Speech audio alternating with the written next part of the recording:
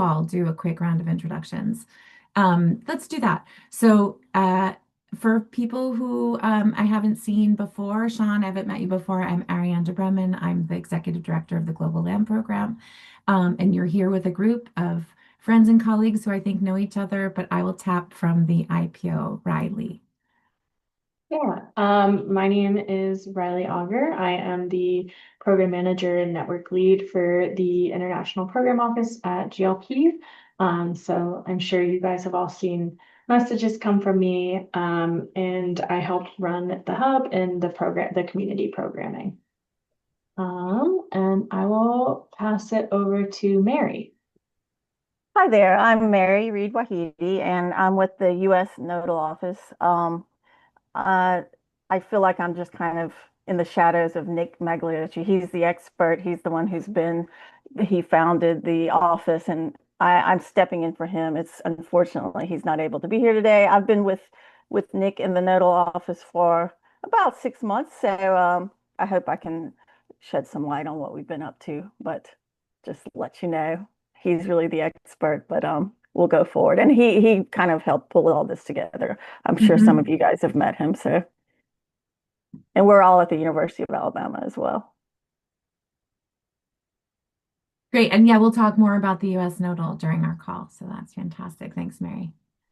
Let's see, Mary, pick somebody else. Okay, how about Janina? Yeah, Mary, welcome as a new model office. I'm at Martin Luther University, Halle-Wittenberg, and we are representing, like together with Martin and Christine Fürst, the European Nodal Office. I have also some slides, or one slide prepared, which I can show later. And I will hand over to, to make it complete, maybe directly to Martin, that we are the European Nodal Office. Yeah, hi, my name is Marcin. I'm working indeed with Janina and Christina in the European Nodal Office. My background is architecture and urban planning, but I shifted into geography. So about the activities we have been doing over the last year in our Nodal Office in Europe, we will report, Janina will report based on a slide. So then I think you can find out more about our exciting activities in Europe. Thank you. Marcin, you want to pick somebody else? Yeah, that's the hard task at the end. Okay. Right, sorry. Ariani, if I could ask you to speak up and introduce yourself. Sure. Hi, everyone. I'm Ariane Wartenberg. I'm part of the IPO as well. I am the Land Systems Science Lead, working with GLP for a couple of years now. Nice to see and hear you all. And I will pass on to who hasn't gone yet, Martha.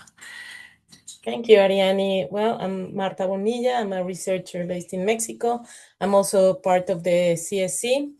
I'm not involved in any nodal office, but I'm interested to hear everything about it just in the event that there is an opportunity to open one in Mexico eventually. So yeah, I'm just interested.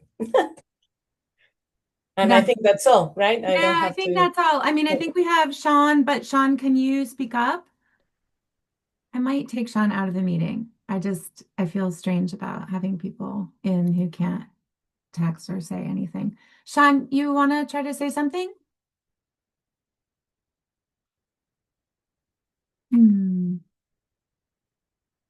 Okay. All right. Well, then I'll get started and I'll try to see if I can get in touch with Sean after. And so, yeah, it's really nice to see all of you because there's new faces and old faces. And it's just really nice too that Marcin and Janina are here because now we've known each other probably like 10 years because you were new to the Nodal Office when I started and we're still all here. So it's nice to have that continuity. I think, we've gone through some different evolutions of GLP and what the role of the nodals is. And I think that we're in this really generative phase and also sort of a shift in terms of how GLP is going to have to work in the future for what the nodals could do. And so there have been some active discussions in the scientific steering committee. I mean, there always are about, what are the really, like, what are some new ways that we could organize ourselves, structures ourselves so that we're able to really give the spotlight to regional land system science and to the sort of actual way our science functions at local levels to produce global solutions, and like really doing like a deeper dive into what that could mean, right? So part is sort of understanding what is the science of it, and then the part that's institutional that I kind of try to think about is like, well, then how do you structure human connection, among scientists to generate those outcomes? And so I don't think we have like an answer to how we want it all to work. It's really the beginning of the process. And Nick Maglioka, who's on our scientific steering committee, who is a dear friend of mine over years and years of collaboration.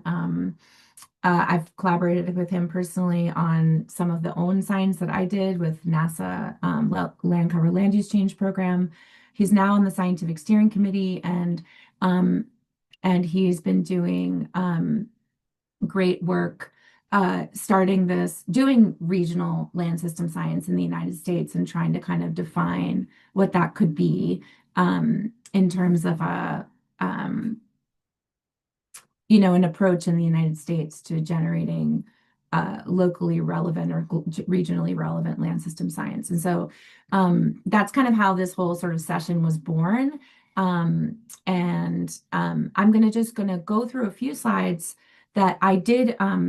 I presented some of them in the opening, but I'm not sure all of you were there. But then I tried to go back and give them sort of a regional flavor so that we could start with the questions or the prompts that Nick had sort of given us in various emails and that we kept trying to explore. And I think Janina said it right, was like, it would have been great, it's fine to have something in advance, but really it's great since we have this discussion time and it's very informal and we have an hour, we can generate, some ideas around this together. So I'll just quickly go through some of these slides. Let me know if you can see them okay. We're opening this week as a community. This is a photo from the Open Science meeting in Mexico. It was really amazing. I'm really hoping that we can do that soon. A nice outcome of that meeting was instead of doing sort of like a carbon offset fund, the organizers, the scientific committee decided to make it more towards really thinking about every time we have a meeting in a region of the world that we're leaving something behind, that we're putting some energy into understanding what are the sort of really positive people and nature focused activities already happening in the region and supporting those. And then sort of a second outcome of that, and Martha and I have been working on this, is that we're developing sort of like a longer term program on mescal production and the sort of sociological systems dynamics of mescal production in the Mexican region, which also sort of sets us up for potentially a nodal office in Mexico, because it's Mexico and Central America and the Latin America Nodal Office, which thank you, Leopoldo. Welcome for joining us. But usually, the South America, it can be often hard. It's a very big region, the Americas. And so having a North American regional office or a US nodal office, which is not Canada, and, a Latin America nodal office for South America, it could be possible that there's also one in the middle, for Mexico and Central America. So, but we're all that is just to say that, we're opening the week as a community. And what I really want to talk about, the importance of that. So, we know that land systems are shaped by all these regional conditions and the responses, right? That the solutions happen in local places, that context, governance, ecology, culture, economies varies across all of these places, and these responses have to be rooted in that context, right? And then, then at the sort of bigger level, that's what I was saying about kind of how I think about it as a sort of as a person who's trying to weave the web of the network, is like the regions anchor the network, right? And so when we have all of you kind of working in different regions, but we're coming together, then it's also much more possible for us to do global synthesis. And that is actually ultimately something that I think is very important to keep as part of GLP's identity because we could just turn into a lot of little case studies around the world. But the reason why GLP was founded was to continually link those sort of local socio-ecological systems, patterns, and processes to the global patterns and processes. And now, as we know, I'll get into this, but like there's a lot of new ways to do that. And so, I showed this slide at our in our opening. Land is where these global challenges become the lived realities. Just so you can give a sense of the composition of our community now in terms of the 3,000 members that we have and where they identify as working. So those smaller words are words that you click on the button when you become a member of GLP. And so we have, 61% of the community working in, the climate change adaptation, resilience, biogeochemistry, carbon space. We have, 3/4 of the community are working in biodiversity conservation and ecology.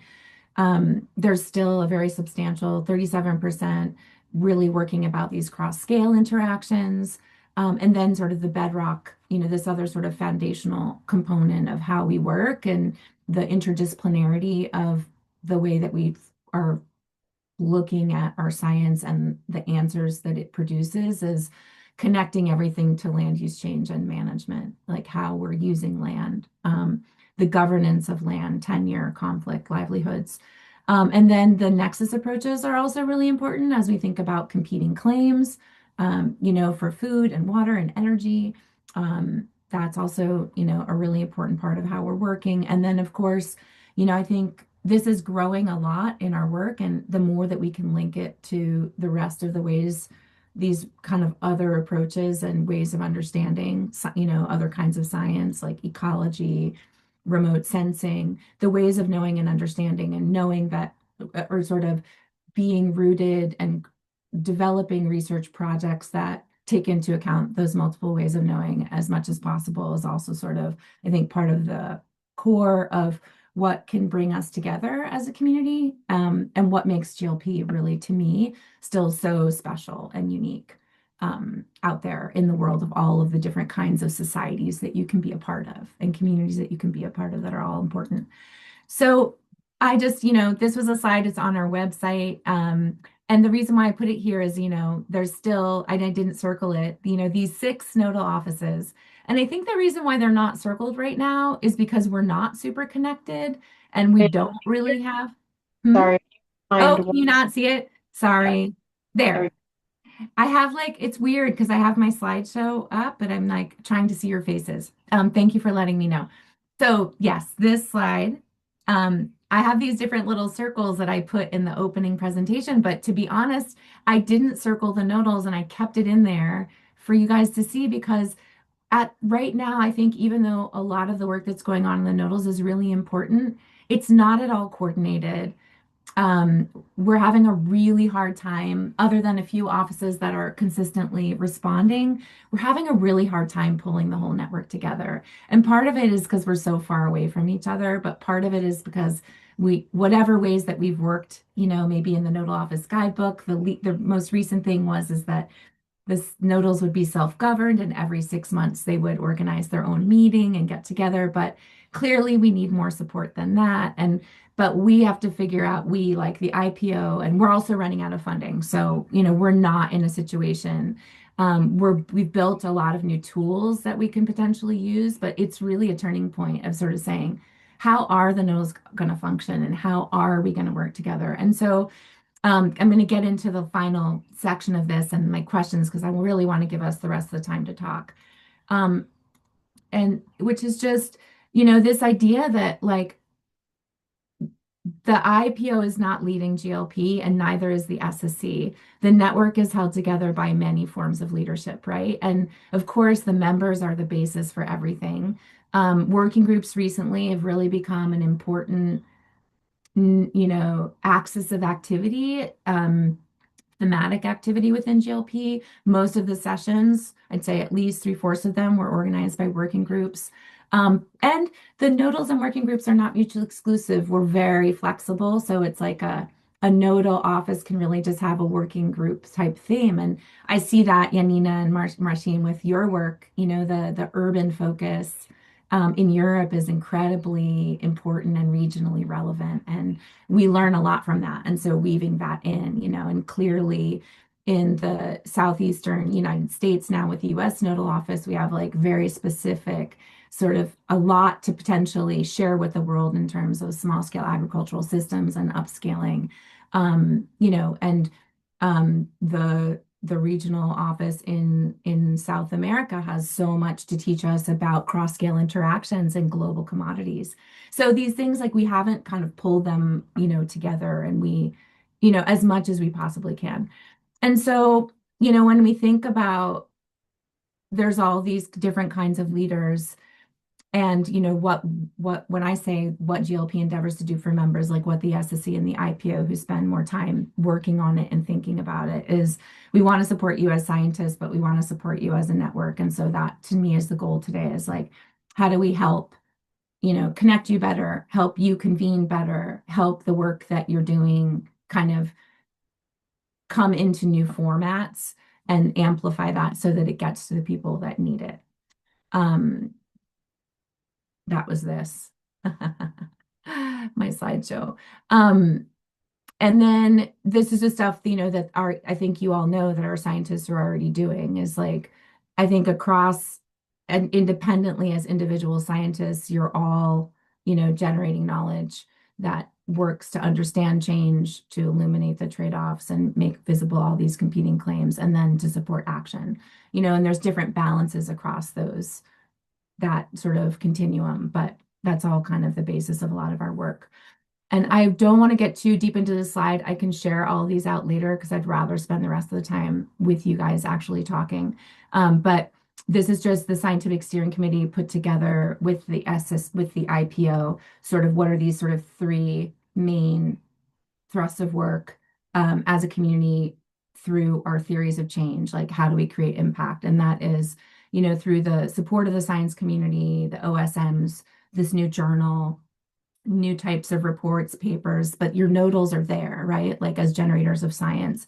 And then to what extent can we move into the science policy theory of change, where we can do more translation, more, work with societal partners. And we've been moving into that space slowly, but some of that is going to scale back because we're losing funding in the US.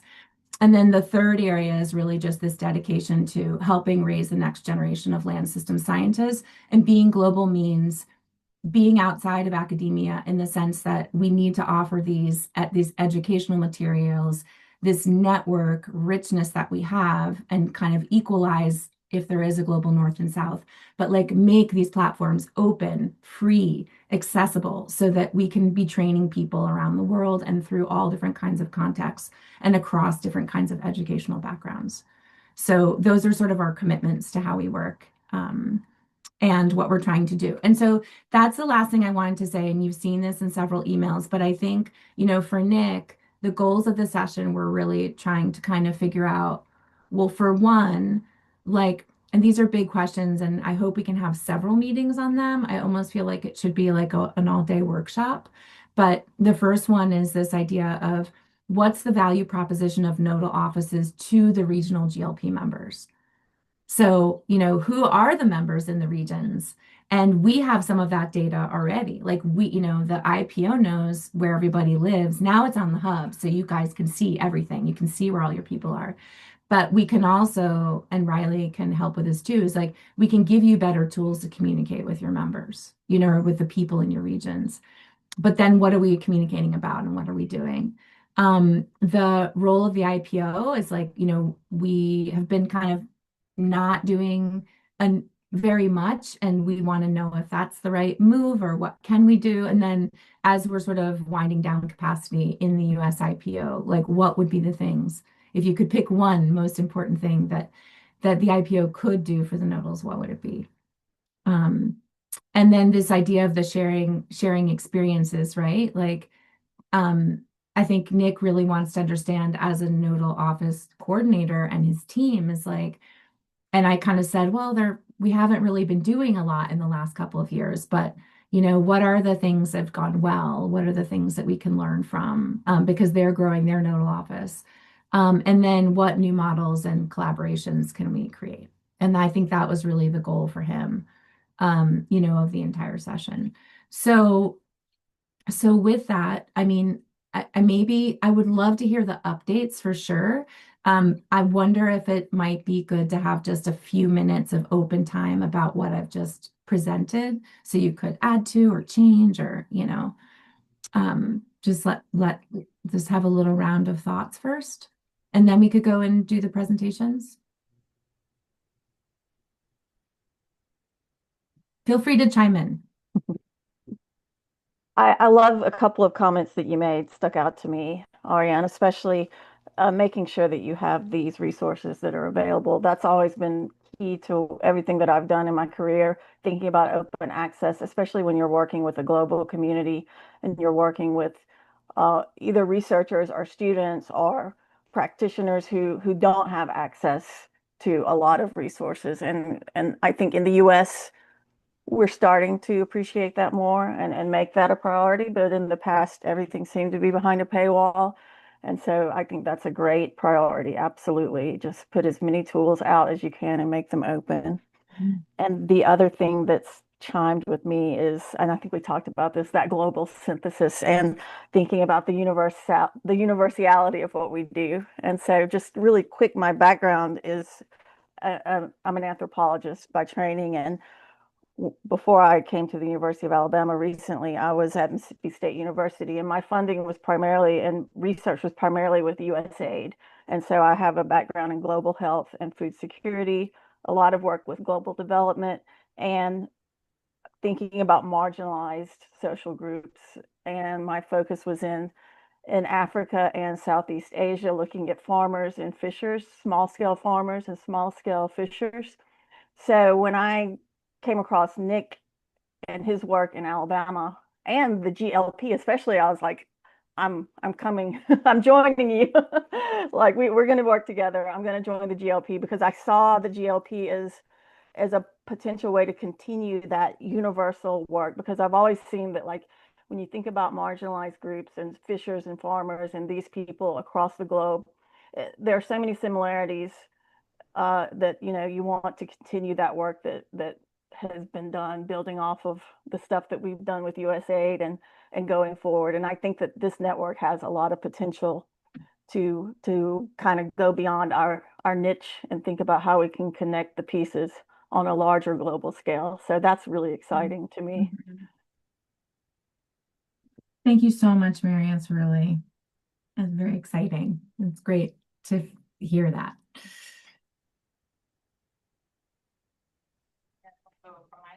Side, thanks for the presentation.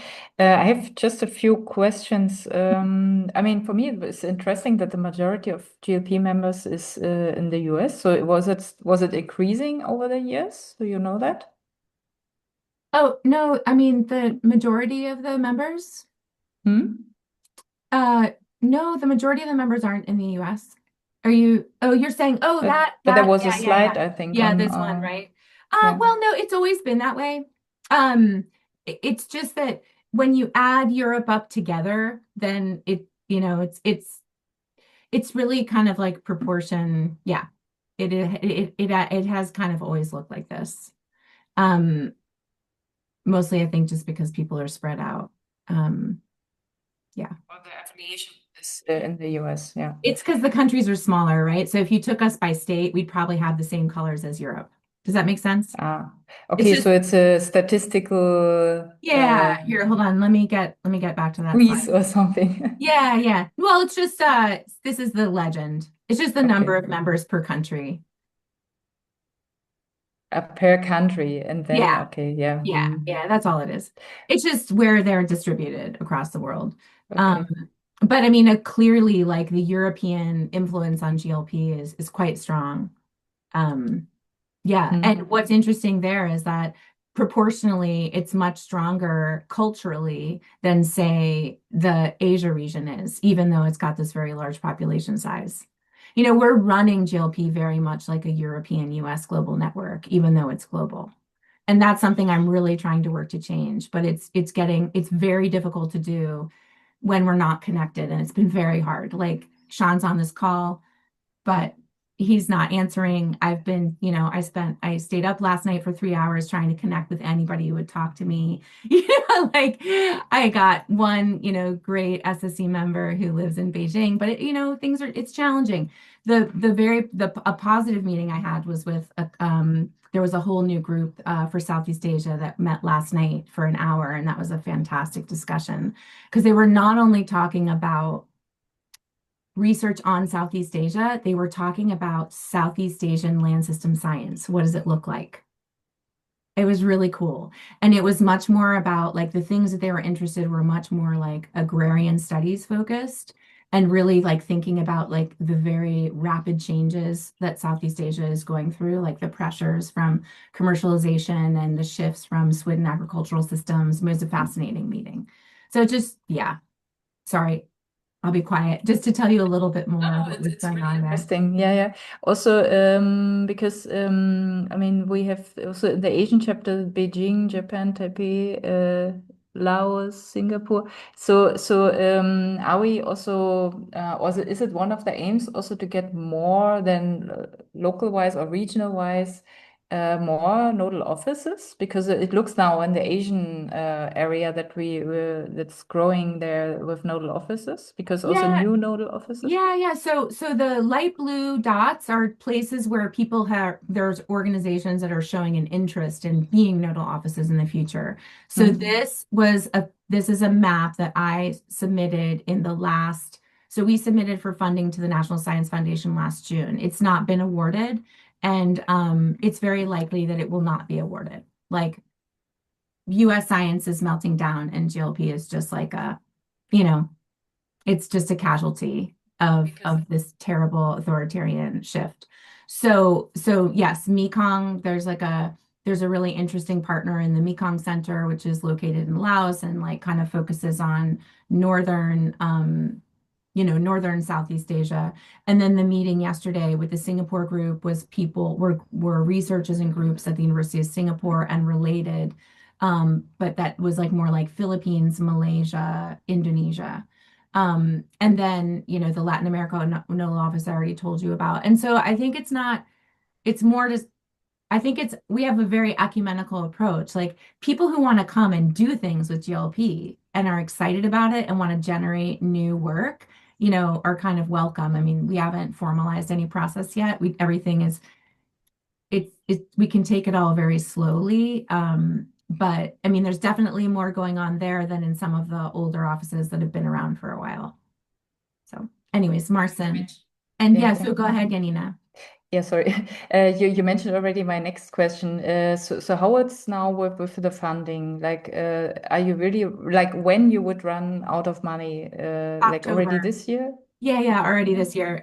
We're Oh, still in some negotiations with NSF for sort of some additional bridge funding, but it's very clear that we will not get the $5 million that we asked for 5 years. Like we had asked for, we were asked to submit a grant even after Trump was elected in April, we were invited to submit a 5-year proposal. It was less than $1 million a year. But the thing is, and our university takes 56%.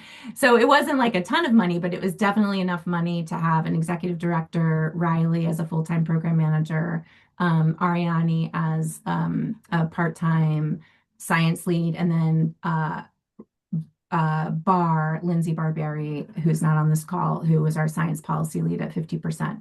So I'm now at 60, Riley's at 80, Bar is at 15, and Ariani is at 5. So we're like at the end, and we will all, the whole thing will sort of, the end of the funding is end of September. So it's just a few more months. Yeah, no, it's very significant. And it's kind of like, we've been so lucky for so long. Um, but like if we care about this community, we're going to have to kind of come together and figure out what to do. I've already had meetings with the GLP fellows, or all the people who have ever been on the SSC, to sort of, you know, think through different options. But yeah, it's going to require it's going to make some big shifts. And that's why this hub is so important that we're asking you to start to use, because it's a decentralized tool and you don't have to have us in the middle organizing meetings. You can organize them yourselves. You can create your own links. You can communicate with each other. So we have like a nodal office coordinators group in the hub, but no one's really, I don't think to my knowledge, has really gone in there and looked at it. And it just takes time. It's very normal, like who needs another platform? But if we really want, it's a very high-powered, useful platform if we use it well.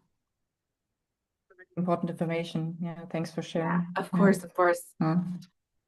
Okay. Yeah, Marcin? I mean, yeah, Martin. No, go ahead, Janina. I'll stop talking. No, I will come back later. Maybe Martin can continue now. No, it's just I was trying to think pragmatically and referring to our former experiences in GLP. And I remember that something like 3, 4 years ago, we organized a very specific workshop on a topic related to human-wildlife interactions. And then I remember I brought a lot of participants, and I think it was a nice event. So I'm thinking that maybe grouping people around some that kind of events could help.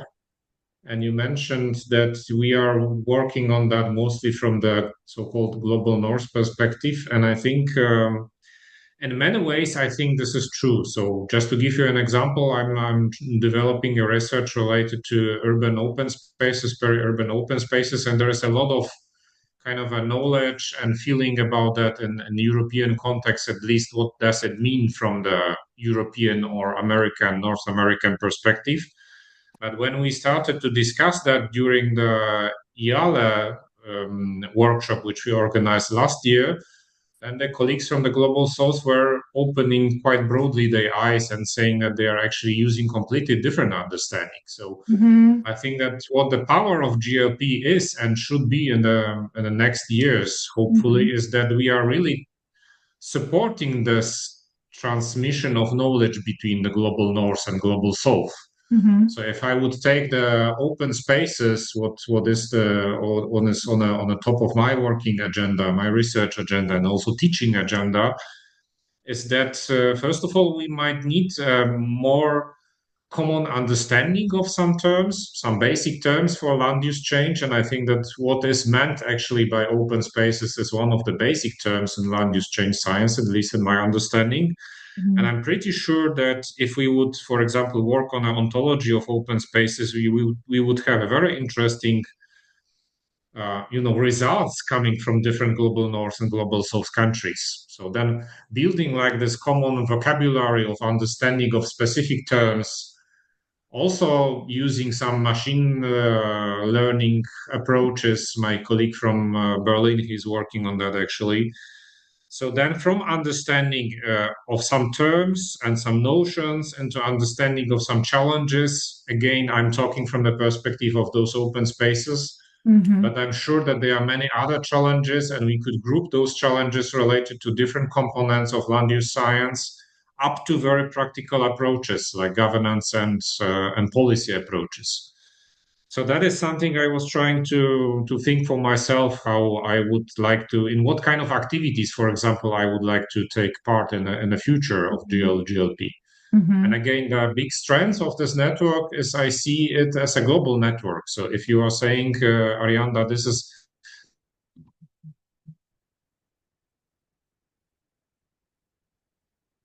Did we lose him? the colleagues from the global south can enter, Oh, really can contribute with the knowledge into this. Marcin, do you want to say that last thought again? Because your computer I know this is the problem with global communication. So I was just thinking how to, how to make the colleagues from the global south to enter better the discussion and the GLP, because you mentioned that it is a bit more dominated by the global north perspective, and that is a bit a pity, because more I'm working with international science, the more I'm convinced that there is a lot of knowledge, specifically I would even say understanding knowledge, like notions and different concepts and the way we understand them and way how we differ in understanding specific things. And also from the planning perspective, that there are some indigenous knowledge locked somewhere in some For circles sure, in, for for sure, example, Global sure. South, Yeah, I and think how there's to put no this on the doubt. agenda. Right. I think there's no doubt. We've been trying to work on that for years. And it really is, it's about, that's why a lot of these tools have been created, is so that we could, you know, be able to uh bring more support. Like one thing is actually even, some of the nodal offices when we look at the nodal office map, where is there no nodal office? Africa. Now, there's been several different interest groups in Africa saying, we'd like to start one, but we need to be able to find, funding for it, right? Because that's part of, what enables them to work is you guys have a little bit of time that you can use, towards this. So I think there's no doubt, and it's nice to hear you say that, Marcin, that should be a commitment and that you think that that's good. The question is, how do we organize ourselves to, support that? And if we can have the nodal offices like engaged in that effort, like going for funding together, for example, European partners going for funding in the EU to do projects that enable us to work in, more directly in the global south. I mean, those are ways to do that. Or like you said, having sessions or, providing webinars that are free and open to the whole community. I mean, these are all things that we would at the IPO, we would love to see the nodals do. I mean, I think there's lots of different ways. But I know we have like only 15 minutes and I probably took up a lot of time with my presentation, but what I'd like to do is send the presentation and maybe see if we really could have a meeting where we spent, I don't know, 2 hours trying to answer those questions on a Miro board or something like where we could.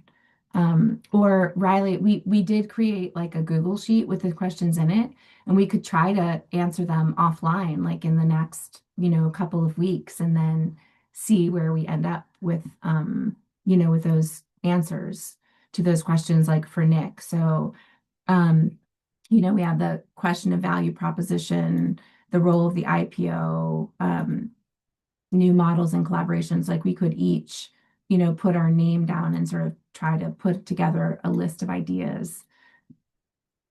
Just thinking about like, I'm so glad you guys are all here and just being able to use our time wisely.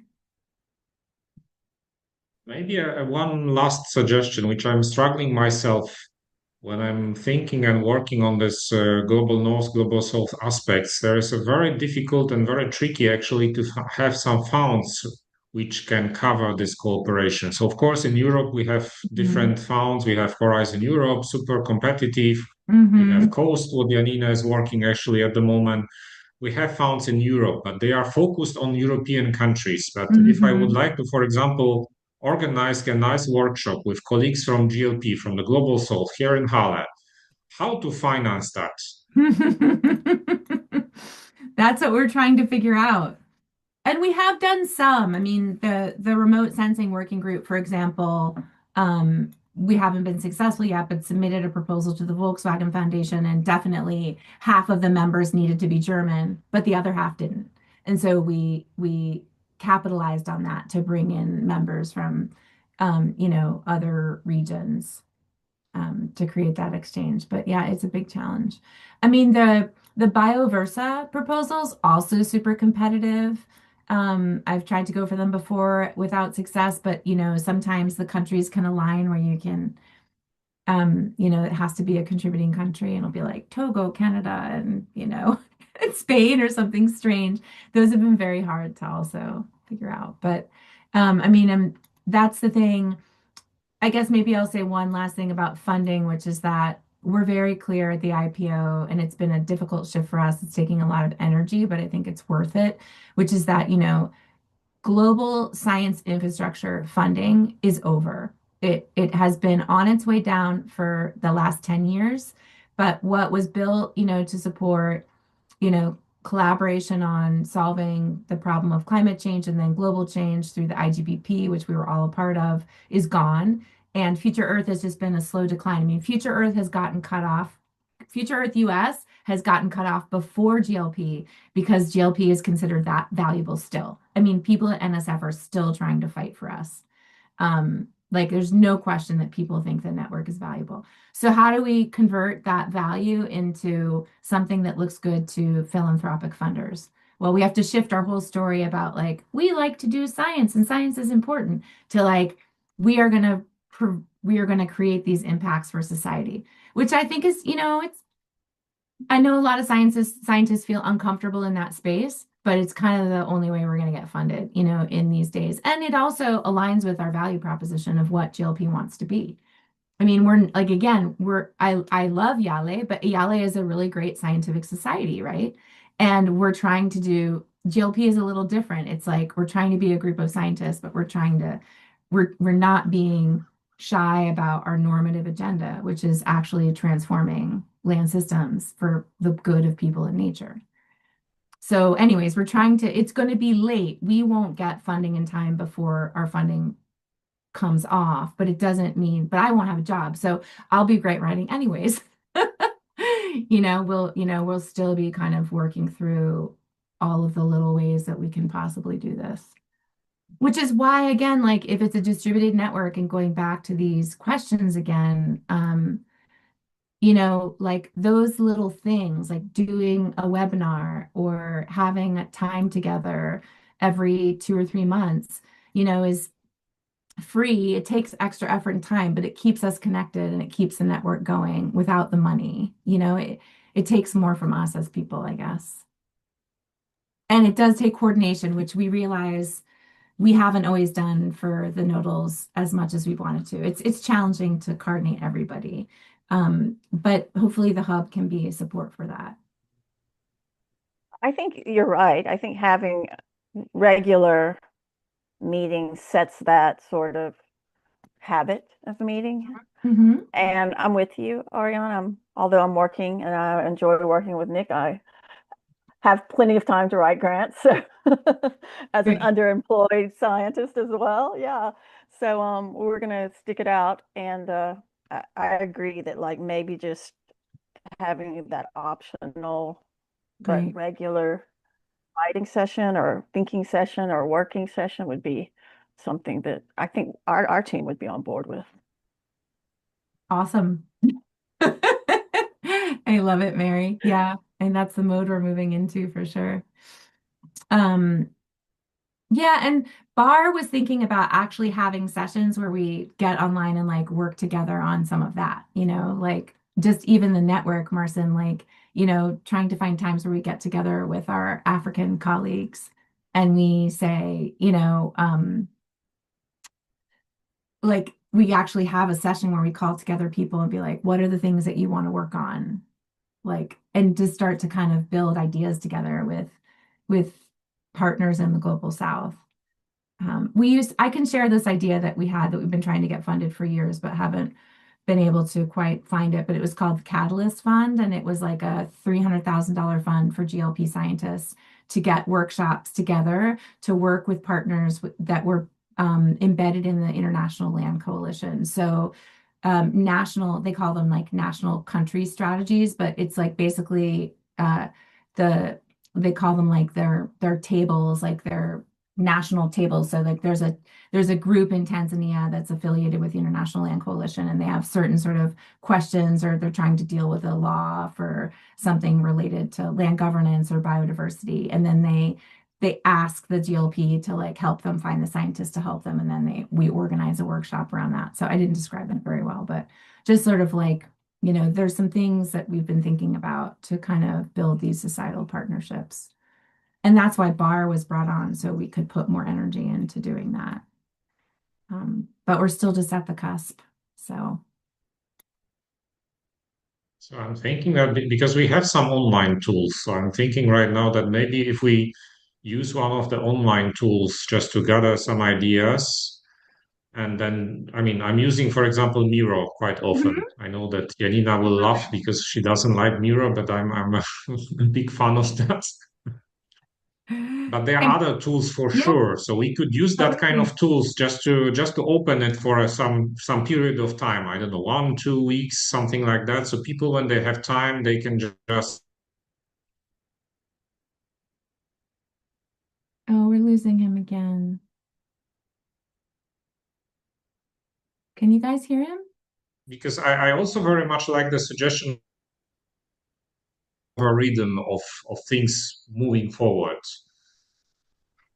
Because flying to a distant location, of course, this is super cool, and I really wanted to go to Mexico, but that was I know. due to financial Hmm. concerns. It was not that easy for me. Absolutely. But We I think that understand. the more often we see each other, it will be easier for everyone to go on with that. And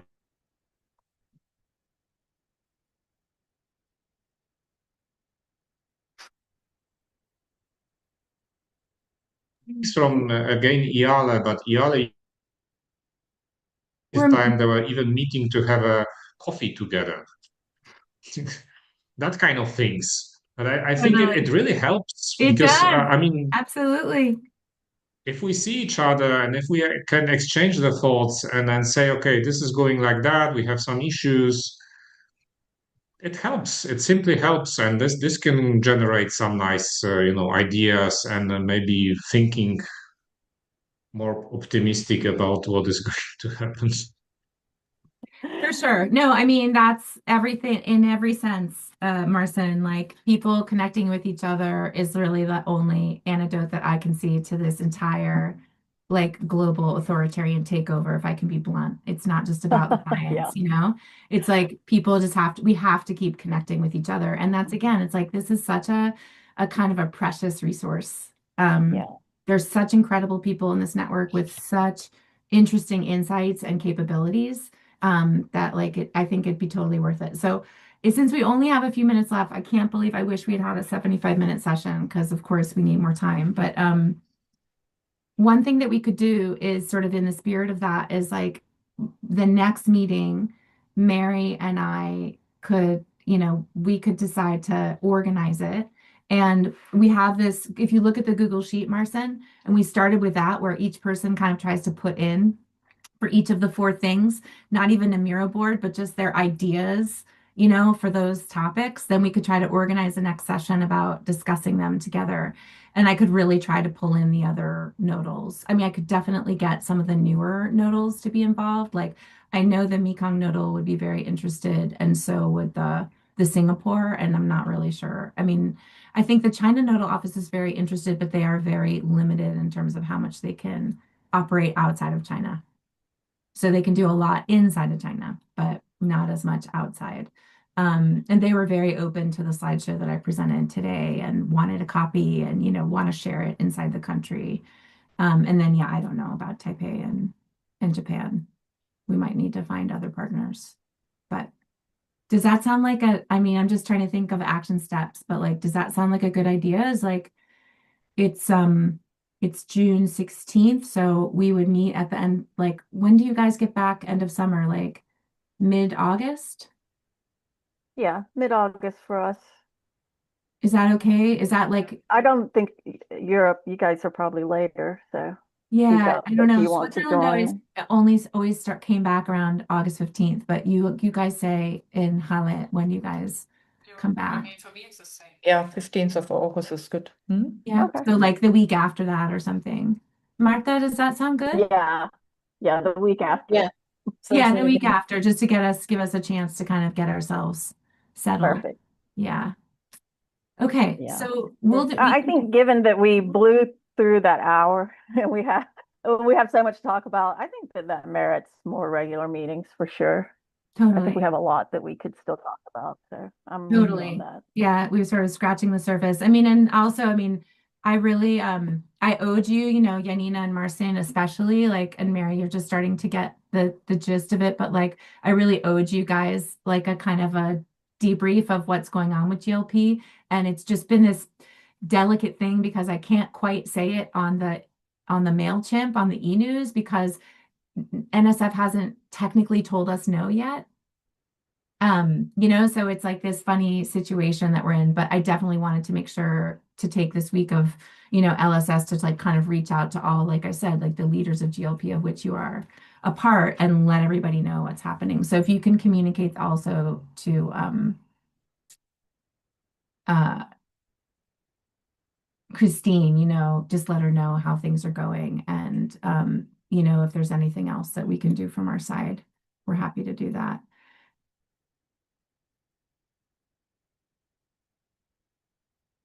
And I think one last thing just about the German stuff that is going to be interesting is that Future Earth has needed a global coordination hub for several years, and I'm on the governing council, and that it kept falling apart. It was going to be in Arizona, but then with the elections, they decided that it was going to be half in Arizona and half at Garrick's.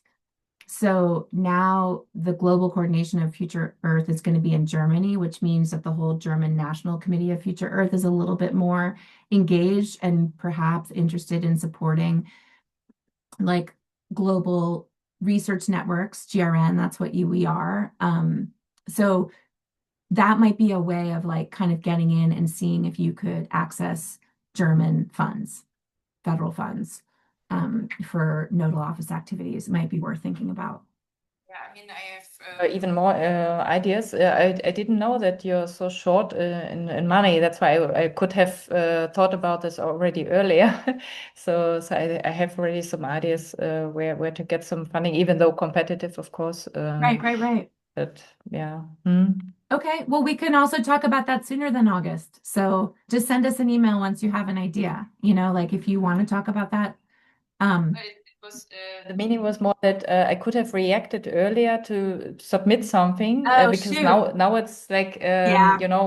that submission phases and everything takes so Right. much so long. Right. So like let's say 4 or 5 months. So you're for sure running out of money while I could have Right. reserved some money. So that's a bit the pity what I mean.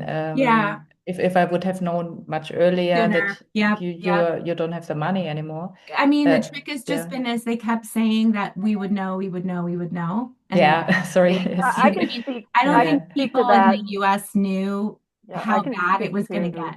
Yeah, I can speak to the very short notice of loss of funding that we've been experiencing here in the US and no time to respond. So you're put in this situation where, like, okay, in 3 months you're going to lose your funding. Obviously, you don't have time to get anything in those 3 months. So it is a pity. And they put you in a very difficult situation. But we're becoming creative as to Yeah. trying to figure out how to survive. Yeah. We probably do need ideas from you guys, so we appreciate it so much. Totally, Mary. One very small pragmatic suggestion. I know, Janina, you know it better. There is in DFG, so Deutsche Forschungsgemeinschaft, there is this. Oh, are we losing Marcin again? But I think he means the international cooperation. There is funding for international cooperation. But I also know. Frozen again. Yeah, you're frozen. You want to continue, Martin? I was frozen. Yes. There is a module in DFG, Deutsche Forschungsgemeinschaft, and I think within that it's like starting international cooperation. And I hope they haven't closed that. But it was still there 1 year ago, and this might be an opportunity to organize 1 or 2 workshops, but it has to be in Germany. So if you say that the future Earth is here, so maybe this could create some better momentum for something. I was thinking of IDA funds because we were just closing the first submission stage. So it's two-stage submission, and there's also 30,000 euro at least for international networks. So they fund like people from the globe. But I was busy in other calls. That's why I didn't focus on this one. But I was reviewer now in this synthesis calls. It's called. So I could have like pushed further on this. But yeah, now it's unfortunately too late for this year. So we need to wait for next year. Maybe we can just mix in one room and one of the next days, and we could see what's on the table. So yeah. No, that sounds great. Yeah, and we're also thinking, I mean, this is the crazy thing, like the EU Horizon infrastructure funding, they're massive grants, but multi-millions, but they would need several partners across Europe. So that's another place where you guys might be able to play a role for sure. They are very competitive. We have I been know, trying I that, and it's, know, Yeah. I my know, but God. maybe we can, I know we were told that. It's just that if we don't try, the saying in the US, but it's not a great one. It's like you got to play to win. Yeah, But yeah, but I know we can't hang our hat on that possibility for sure. Um, okay, well, this was just really, really wonderful to see you all. I'm happy to stay on, but I also just want to be conscious of your time. So you all let us know when you'd like the meeting, when you think the meeting should end. But we're a little few minutes over. And we will share the recording with Nick, and possibly some of the other nodal offices, at least, the beginning of it, for those of them who couldn't be here, if that's okay with everybody. Just one other thought is, so we have the hub. Is everybody able to get on the hub and use it and find the nodal office group?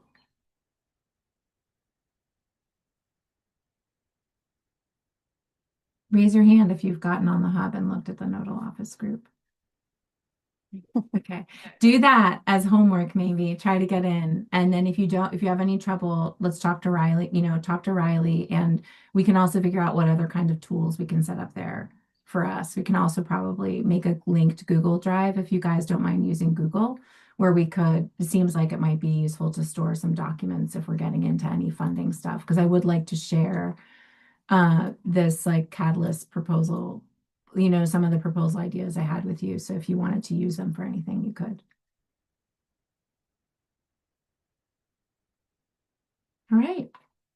Well, it sounds like I will call the meeting to a close, and look forward to seeing you in August. Yeah. Since Thanks, everyone is in everybody. the Northern Hemisphere, I'll wish you all a happy summer. Absolutely. Good to meet everyone. thank you so much for the meeting. Yeah. It's great to see you all. Thank you for coming in, for putting in. And I'm sorry, the slide updates, I will share those out as well, because I can't believe I didn't get the chance to do that, but then we'll get to learn about that. Yeah, sorry, you guys should have spoken up and made sure that I let you do your slide updates. What do we do about that? You can save them for next time. Okay, save them for I next don't time, know. but I'll share them. I'll share the whole slideshow to with everybody now. Good. We know that you're very busy. That's for sure. Okay. All right. Take care, everybody. Thank you. Bye. Thanks. Bye. Thank you. Bye.